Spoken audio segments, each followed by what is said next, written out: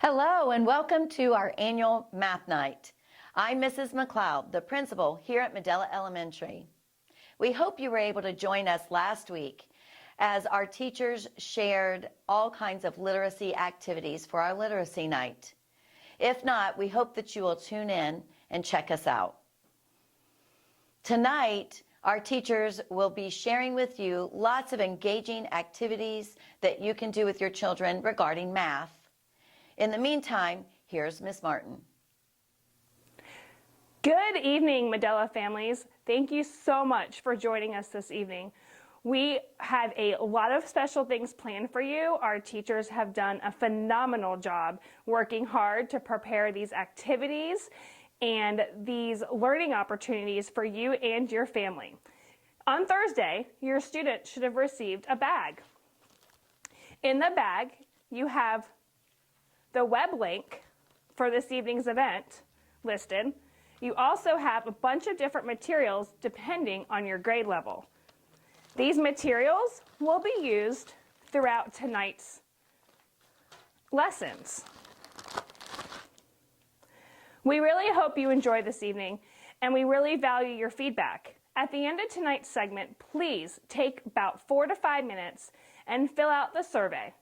On that survey, please be honest. Please let us know how we can help you at home.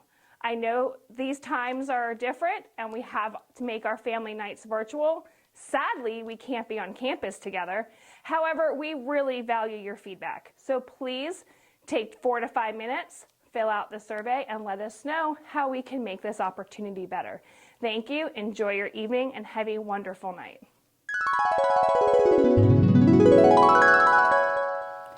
Hi, with our math games for 3rd grade, which can be adapted for 4th and 5th grade, we're going to start off with roll a fraction dice game. In your packet, you received 2 dice.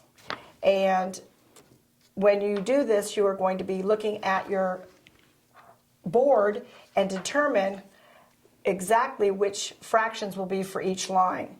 Some families may want to look ahead and talk about the lines and see how many sections to each fraction line there are, while others may want to just play the game and search for the fraction.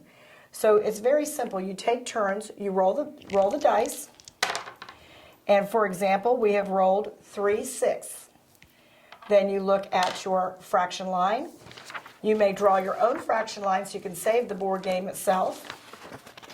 And then you plot that fraction, and you can put a star above it if that's your symbol for you, or you can put your initials above it. And then the other player will then roll the dice. And I've rolled 1/4. So I will go to find the fraction line that shows fourths, and I will plot mine. And then the player that ends up filling the fraction lines the quickest or has the greatest number, you can choose. You can do one variety where you add up the fraction totals. You can say we're going to do 5 rounds of this, whatever works for you and your family, that you start having good conversations about fractions. What are equivalent? What is greater than, less than? So this would be a good opportunity to have your student explain to you exactly what fractions are all about. Hope you have fun. One game that can be done for fractions is the traditional hopscotch game, in which you are focusing on what an equivalent fraction could be while you play hopscotch. You would throw it to one specific fraction. You're going to jump over that fraction, and on the way back, pick up the marker and announce what the fraction is. 5/8. Then you continue play. If you land on a fraction that has an equivalent fraction, on your way back, you can say the initial 8th fraction and what its equivalent could be. At the top is 8/8, 2/2, and 4/4, which shows us our one whole when you have all parts of your whole. Equivalent fractions can include 1/4 for 2/8, 2/4, 1/2 for 4/8, 3/4 for 6/8, and so on. You could adjust this hopscotch game for any set of fractions you would like to play with your family. Another game with fractions that's a lot of fun is called spinning for equivalent fractions. You have two different board games. You have one with the fractions already listed, and on the opposite side, you have them where you're going to fill it in and figure out what the fraction number should be. So we're going to play the easier of the two, which is we're going to have the one with the numbers. You were given a paper clip, a large paper clip. Take a sharpened pencil or pen, place that in the center of the board game, and you are going to use the actual paper clip to spin. When it lands on a fraction, you call out the fraction. 2/3. 2/3. Then you look at the actual game board and locate where 2/3 is on the game board. You will then write that in and then shade an equivalent fraction and discuss what that equivalent fraction would be. And you continue play. Once again, you can initial what your turn was, and then you can have that conversation. Who had the greatest number of large fractions? Who had the smaller fractions? Whatever would be fun for you and your teammate. So on the opposite side, when you spin, you actually are going to have to think a little more clearly as to what exactly is that fraction, and then what its equivalent would be on the other side. That's going to require much more thought, and you're going to have much more conversations about if you're right or wrong at deciding what the equivalent fraction would be. Another important skill for our 3rd, 4th, and 5th graders is rounding. And so we have a roll it rounding game in which you will use dice. You were given a pair of dice, but in this case you're going to need to be creative and use one of those dice for a 3rd digit. So initially you're going to roll the dice if we're rolling to tens, and you, for example, Miss Nab has rolled a 2 and a 5, so that's going to be 250 something. Then roll one of the dice again, and that's going to be a 6, so she's got 256. She's then going to take one of the lima bean markers and figure out where 256 would round to, whether it would be 250 or 260. You're going to the nearest 10 position. And Miss Nab has decided it is 260 because 256 is over the halfway point. It is definitely closer to 260. Her marker is white. She turned it over, so maybe the opponent would be choosing the blue side of the lima bean, and then you would fill the game board. The first teammate to get 4 in a row, either vertically, horizontally, or diagonally, would be declared the winner, similar to bingo. And so this game can be done for 5th graders. It can be done rolling to the thousands position. And then also there is dealing with the nearest 100th in decimal fractions. So you're going to be a higher level. That 3rd graders are not doing this, but 4th and 5th graders certainly could. This game can be repeated. They did not include a hundreds, rounding to the hundreds. So if you want to create your own game board, rounding to the hundreds, that would be certainly easy enough to do. Hope you have fun with this one. One of the most fun games children like to play is playing war. And in this case, we're going to play multiplication war. Your packet included a package of playing cards. Generally speaking, you want to eliminate the jokers, take those out. Some families will decide the ace is worth a 1. Other families might say, well, let's make this an 11. Your face cards are going to be listed as 10s if you want to, or you can take those out as well. So you distribute the cards out evenly between you and your partner, and then you play at the same time, and the first person to announce the accurate product of the 2 cards gets to keep those cards, and then play continues. 48. Oh, I think I went faster. 15. 10. This is what you get when you have 2 math teachers playing. 16. I'm going to let her have that one.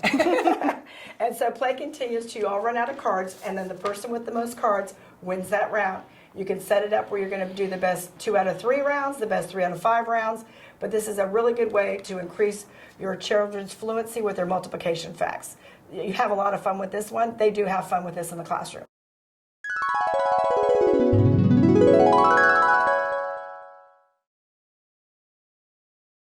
Welcome to Title I Family Engagement Night. Thank you for your time tonight. Parents and teachers equal student success. What is the FSA, the Florida Standards Assessment? FSA is an assessment given to Florida students in grade 3 and above each year. It is meant to assess the student's understanding and progress toward mastery of Florida's educational standards in various content areas. The success of a student has achieved with the Florida standards will be described by achievement levels that range from 1, which is the lowest, to 5, which is the highest. Level 3 indicates satisfactory performance on grade level standards. FSA assessment expectations. These include various types of questions such as multiple choice, multi-select, table match, and two-part questions. In addition, students will be asked to interact with test content, write and respond in different ways than on traditional tests. They also measure students' mastery of the standards taught while emphasizing analytical and critical thinking. Third grade students will take the following FSA assessments this year. The ELA, English Language Arts and Reading, the week of April 5th through the 9th, and they will have 2 80-minute sessions. Math, the week of May 10th through 14th, and they will have 2 80-minute sessions. E-learners must come to campus for testing. Fourth grade students. Fourth grade students will take the following FSA assessments this year. Writing, April 8th, 1 120-minute session. ELA, the English Language Arts Reading, the week of May 3rd through 7th, 2 80-minute sessions. Writing and ELA reading are combined into one ELA score. Math, week of May 10th through 14th, 2 80-minute sessions. Again, e-learners must come to campus. Fifth grade students. Fifth grade students will take the following FSA assessments this year. Writing, April 8th, 1 120-minute session. ELA, English Language Arts Reading, week of May 3rd through the 7th, 2 80-minute sessions. Writing and ELA reading are combined into one ELA score. Math, the week of May 10th through 14th, 2 80-minute sessions. Science, week of May 17th through the 21st, 2 80-minute sessions. Again, e-learners must come to campus. FSA tidbits. Please encourage your child to leave all electronic devices, such as phones, watches, tablets, etc., at home on testing day. These items will not be allowed in the testing room and will be stored somewhere else. Make sure your child gets a good night's sleep and healthy breakfast before testing. Encourage them to try their best. An extra hug and positive word that day is helpful too. It's time to show all that they have learned this year. What are we doing to help your child think on a higher level? English Language Arts Reading, 3rd, 4th, and 5th grades. Your child is learning the following skills and strategies in their ELA reading classes. They're learning to justify answers using evidence from the text, to interact with multiple texts to build comprehension skills, to analyze text to determine meaning of new vocabulary words, to closely read text multiple times to gain a deeper understanding of text meaning and information, to answer both oral and written questions that are formatted similar to FSA type questions, write to explain their thinking using both text evidence and inferences. The following example shows how students are expected to justify their answers. Question 1. This question has 2 parts. First, answer part A, then answer part B. Part A. Which sentence best describes the lesson of the story? A. Helping others makes you feel good too. B. Performing in a talent show is a fun thing to do. C. Everyone can sing and dance if they really try. D. Being in charge is the most important job at a talent show. Part B.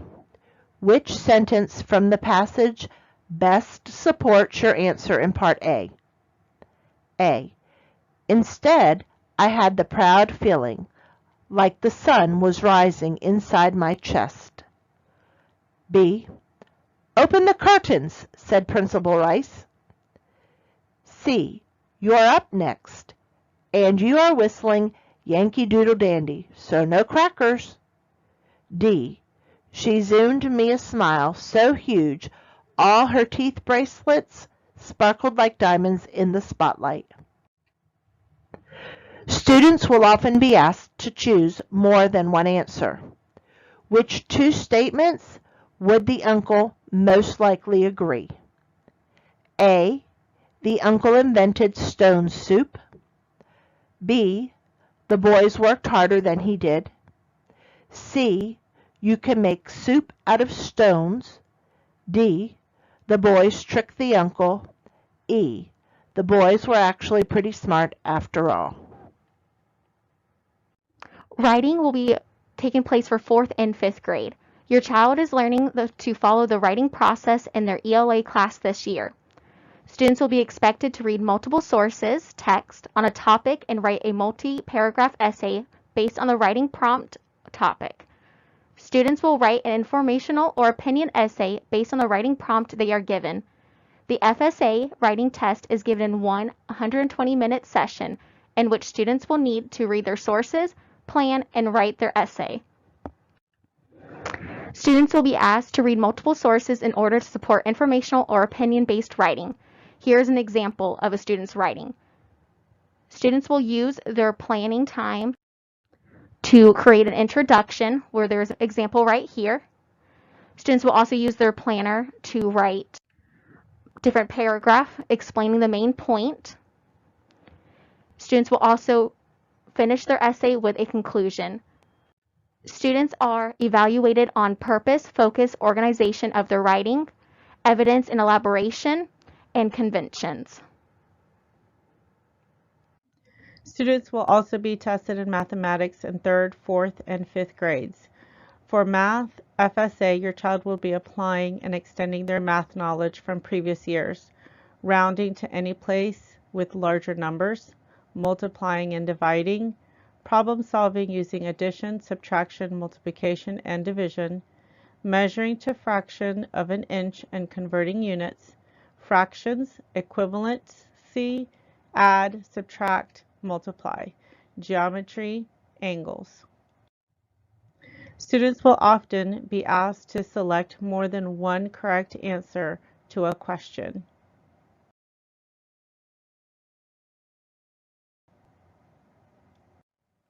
Students will be asked to solve expressions and equations to answer questions.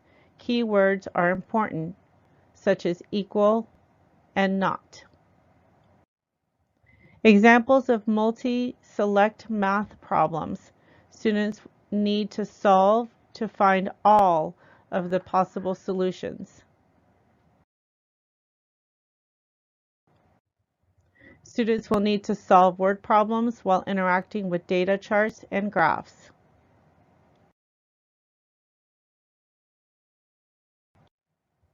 Students will be asked to solve multi-step word problems involving different operations.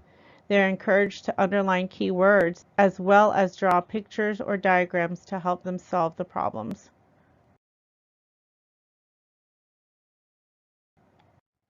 Students may be asked to solve problems using a specific strategy they have been taught. Science is a test for 5th grade only. Although this is a test for 5th graders, 1/3 of the test questions are from standards taught in 3rd and 4th grade. It is a paper pencil test. They will have a test booklet and an answer booklet. Students have been writing evidence on their quizzes all year to help practice for the science test. Good strategy is to read each question twice before answering. We've been working on finding keywords. Eliminate 1 or 2 answers that you know are wrong. Underline, take notes, draw a picture, for your evidence. Resources to help them practice or review, floridastudents.org, and that's for standards from 3rd, 4th, and 5th grade.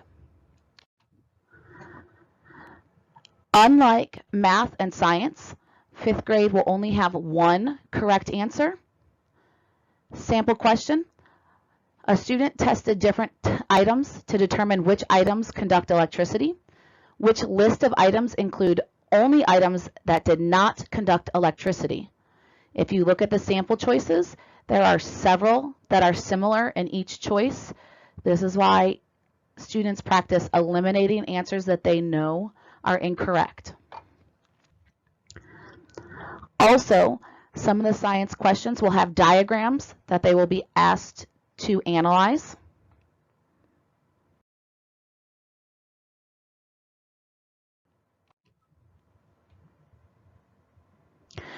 As well as finding the best answer for the question.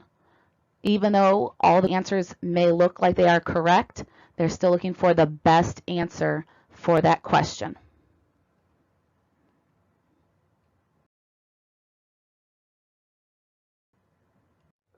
Things that you can do at home to help your child is visit the online resources for additional practice in reading and math at home. Encourage reading daily. We have the system AR. Students should read at least 20 minutes each night. Ask your child questions before, during, and after their nightly reading.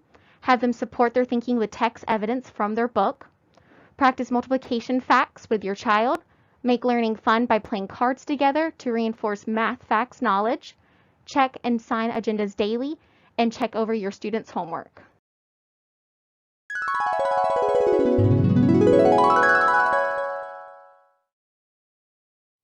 Good evening.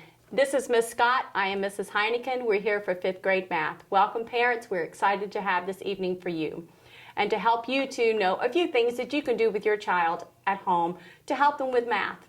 One of the things that we have is we are preparing meals for our families all the time, but we have an unexpected visitor or maybe 2 people who've shown up for dinner, and all we had was this one box that we were preparing.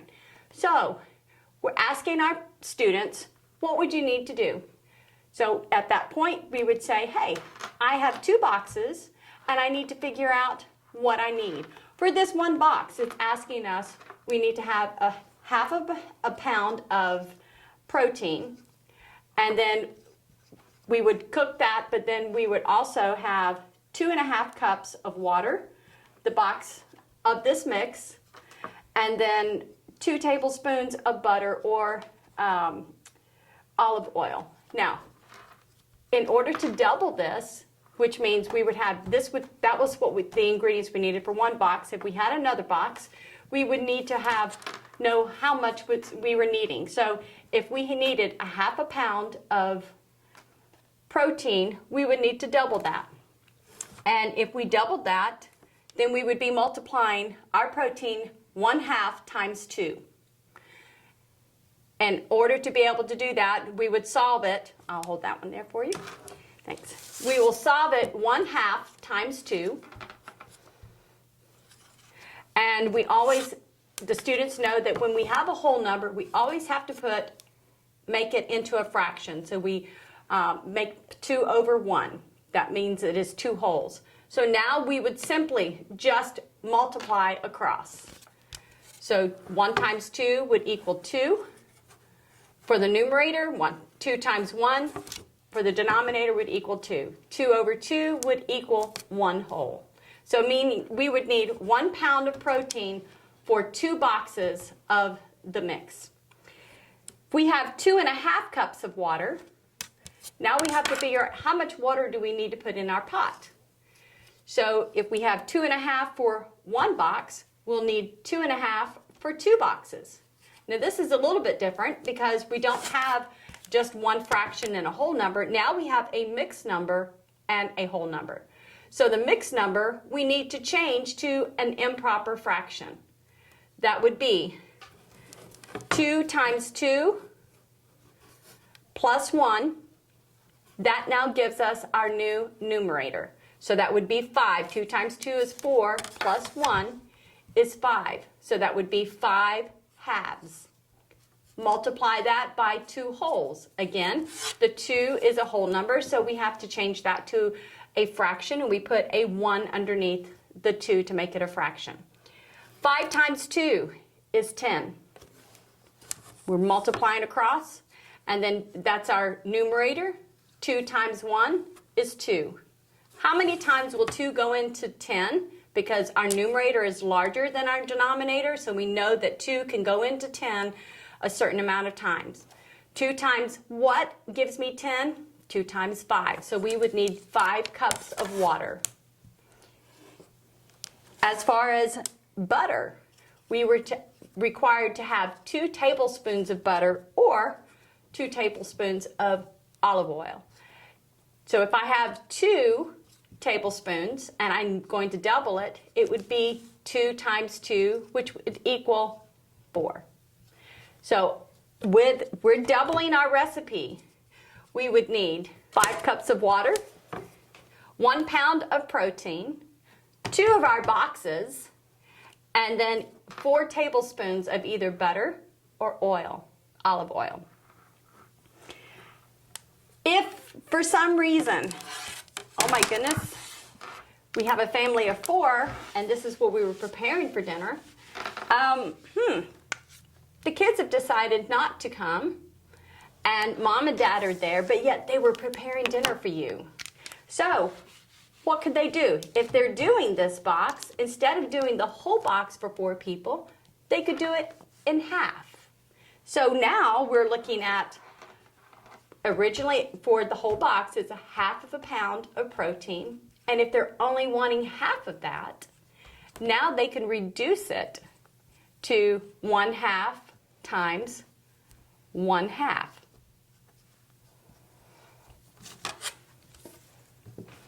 At which point, now we're just simply going to multiply because we have 2 fractions. 1 times 1 is 1. 2 times 2 is 4. So all they're going to need with 1/2 box is 1/4 of a pound of protein. Now, for the water, that's a little bit different. Now we have 2.5 cups that this whole box requires, and we're only wanting half of that. So because it's 2.5 times 1/2, that 2.5 cups is going to be a little bit difficult to multiply, so we're going to have to do exactly what we did before. 2.5, 2 and 1/2, we're going to have to change that to a improper fraction. So it is 2 times 2, the numerator times the whole number, 2 times 2 plus 1, the numerator there, that gives us our new numerator. So 2 times 2 is 4, plus 1 is 5. So now it is 5 halves. So we have 5 halves times 1/2. So now let's multiply our numerators. 5 times 1 is 5. 2 times 2 is 4. So now we have 5/4. Okay, now we have an improper fraction, so now we need to change it to a mixed number because the numerator is larger than the denominator. So we ask ourselves, how many times will 4 go into 5? So if I have 5 and I have 4, I can only take 1/4 out of 5. What do I have left over? I have 1. So I would have 1 whole and 1/4. The denominator would stay the same. So that is the amount of water that would be needed for 1/2 of a box of our meal. Now, we had 2 tablespoons of butter or olive oil. And for us to do half of that, for some of us it's pretty easy to figure it out, but if we're having our students to work the problem, we would say 2 wholes times 1/2. So if we have 2 wholes, that means that we have to make that 2 whole numbers as a fraction. So we have to put a 1 underneath the 2 to make it a fraction, 2 over 1. Multiply that by 1/2. When we do that, we have 2 times 1 is 2 and as our numerator, and 1 times 2 is our denominator. 2 over 2 equals 1 whole, meaning we only have 1 tablespoon of butter or olive oil for the meal. So hopefully that would help, and maybe some of your students would be able to help with cooking or being in the kitchen.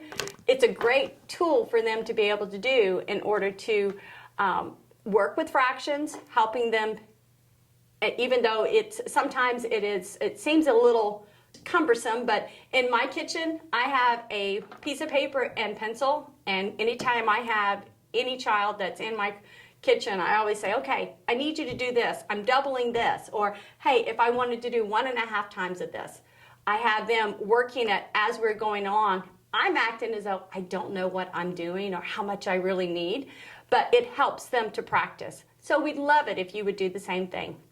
Have a great evening. Thank you for joining us.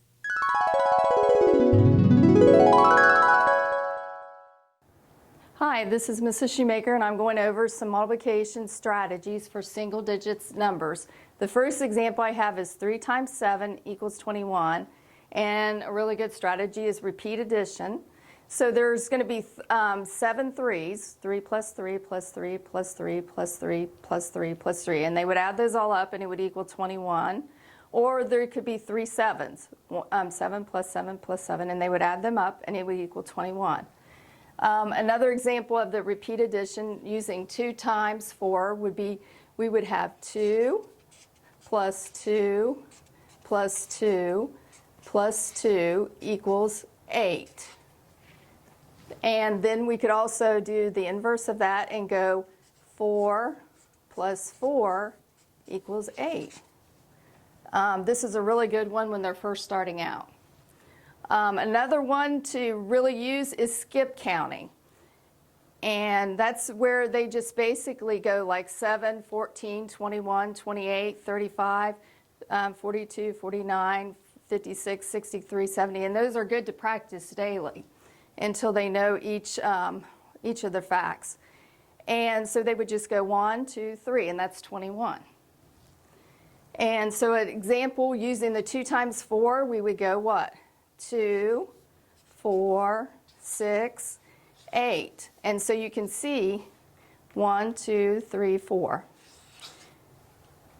And the T chart is also another one, and you just make a T, and this one's sevens, and I'm going, the first one is 7, 2 is 14, 3 is 21, 4 is 28, 5 is 35, and so on. So you would see the third one is 21.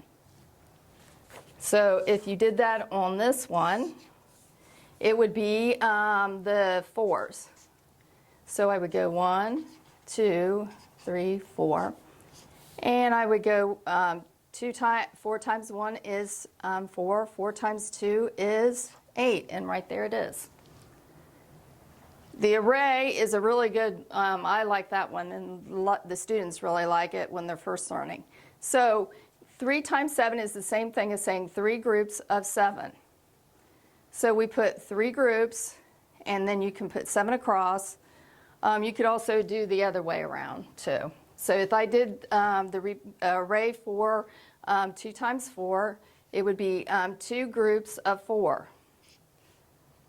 So 2 groups of 4. 1, 2, 3, 4. You can also put lines down through them, and so that'll be a lot neater. But basically, you're just putting a dot for each one, and then when they get done putting the dots, they would count them. 1, 2, 3, 4, 5, 6, 7, 8. So that would equal 8. Okay, and that's some strategies to that you can use for single-digit multiplication. Hi, I'm Miss Bricker. I'm going to show you some different ways to do multiplication. First way that I like to do it is with the snakes. So we have 32 times 24, and I'm going to do a snake head. So first we go from 4 times 2, that would be 8. We're putting it right underneath. 4 times 3 would be 12. Make sure you have your place values. Then we're going to do the other way with the snake. We're going to go have the snake look this way. All right, so now we need to hold this place value because we're in this part here. So now 2 times 2 is 4 2 times 3 is 6. And we're going to add.